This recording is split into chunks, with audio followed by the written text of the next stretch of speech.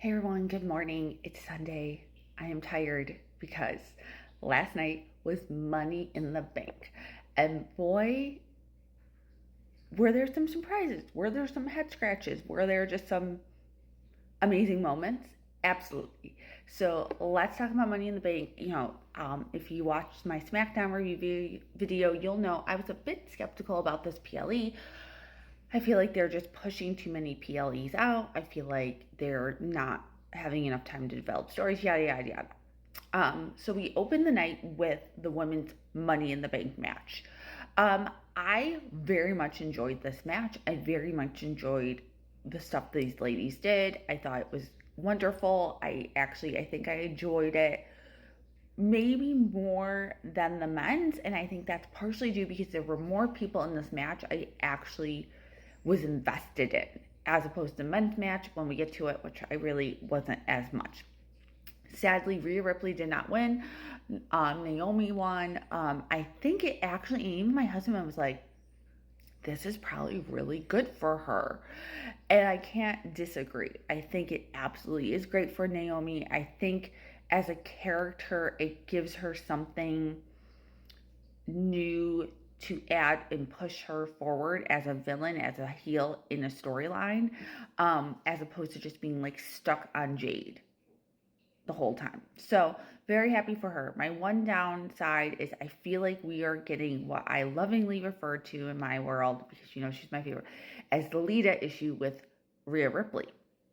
Back in the day, if you notice, Lita was not a champion for that much. And the reasoning that was always given, at least in stuff I've seen, is that she was so over, she was so popular, she didn't need titles, she didn't need wins, because the fans just loved her so much. And I think you're getting the same issue with Rhea. I think they think Rhea doesn't need to win because everyone loves her so much. Do we love her? Absolutely. Was she one of the biggest pops in the night? Absolutely. That doesn't mean she doesn't need to win.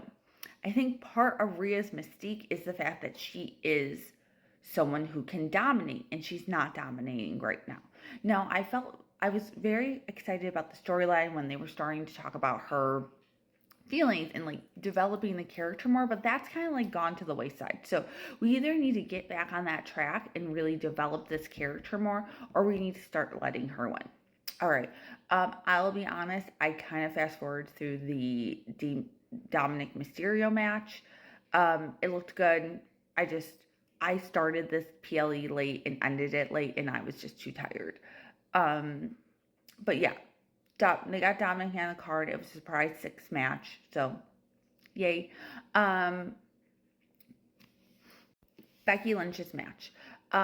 This totally made sense to me. It was a decent match. I liked it. I was very not invested in this. I'm not a huge Lyra fan, but I think her having that title will elevate that title. I think that was the whole point of this run. I think that's the whole point of her coming back.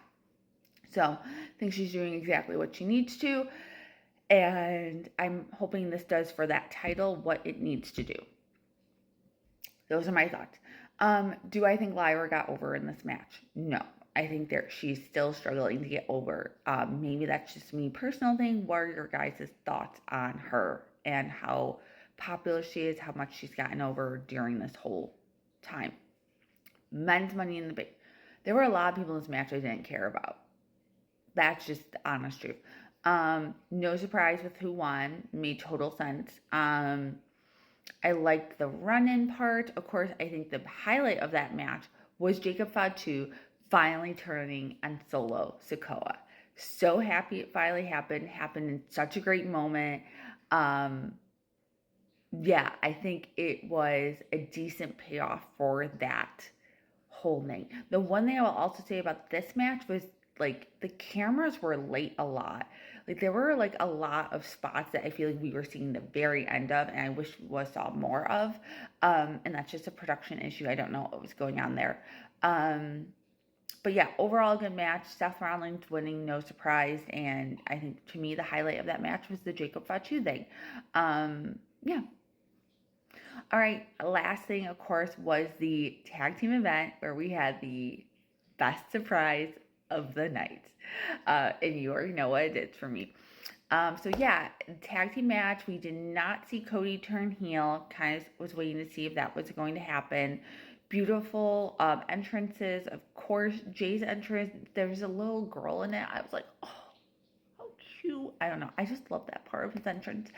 The match itself was okay. I mean, like, it's John Cena doing what John Cena can do. I think R-Truth actually exposed how rusty John is in the ring during that Saturday night's main event. Logan Paul really had to carry a lot of the bumps and stuff in this match. No surprise. They really built heat with Jay in the ring. Very much enjoyed that. Then Cody came in blasting. Very happy they won. But of course, the highlight of the night was the return of R-Truth. Y'all, the level, I jumped out of my seat. I was so excited for this moment. And we did. We had R-Truth chants throughout the night. We also, going back to the men's match, we had a CM Punk chant, of course, throughout the night. Shocked he didn't make a run in during the Money in the Bank ladder match. That was the one surprise I had. But apparently they were saving a surprise run in for this last match with R-Truth. It was great. I'm so happy. I now don't know if we should ever believe someone when they say they've been released from WWE. This is like, if anyone knows like the backstory behind this,